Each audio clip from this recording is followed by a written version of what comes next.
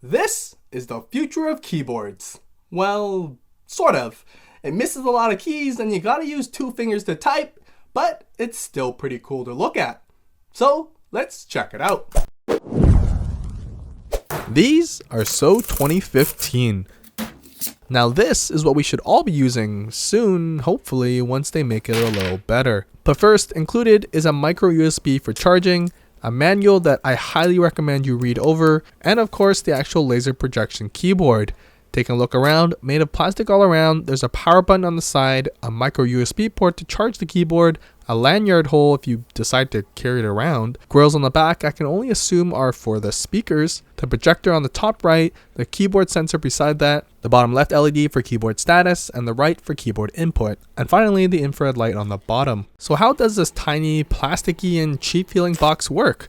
Well, hold the power button on the side and on first power up you will hear this annoying sound. It'll connect to Android, iOS, Windows, or Mac, but today we're going to use my iPhone. Go into Bluetooth settings and simply tap the most obvious one. And just like that, a fully functioning virtual laser keyboard. But how does it perform? Now, I'm not a typing connoisseur, but if you try typing like you normally would on a physical keyboard, you will throw this thing against the wall. Due to how the sensor works by seeing where the infrared light is being refracted off of, it can only take input strictly 1 stroke at a time. This means you will have to type like your grandparents type with 2 fingers and a lot of faith in autocorrect. Once you do adjust, or maybe you're already a seasoned touch typist, the keyboard actually becomes usable.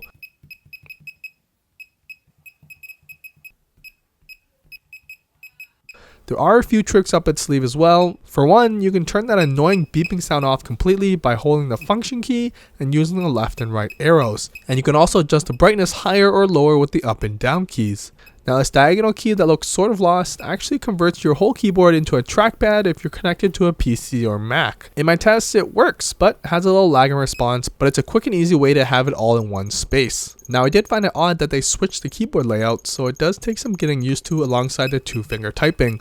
Most notably, the period and comma are on the top row now. And finally, remember, it really matters where you use this. For one, it has to be on a flat surface. I tried it on a white surface, black Bristol board, a wood table, a clear table, and it even works red on red. And they all responded just fine.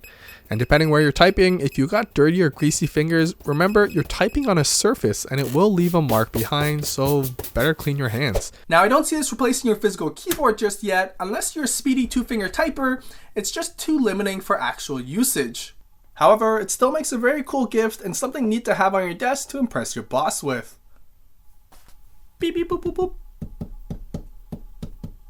Now on the bright side, this will be the lightest keyboard you carry around. It's as heavy as a box of cigarettes, and you can have a keyboard on the go that fits right in your front pocket. At a little over $30, it makes a great gift for those techie friends that own everything already. But don't be offended when they don't actually use it because, well, practically, you basically can't. Anyways, links to everything can be found below, and a big shout out to GearBest for sponsoring the keyboard and review, but I got complete creative freedom and all opinions expressed are from my own brain. That's it. If you love what you see and want to support me in creating more reviews, head over to our Patreon and enter our monthly giveaway. Don't forget to like and subscribe if you want to see more, and leave a comment below letting me know what you want me to review next. I rest my laser keyboard.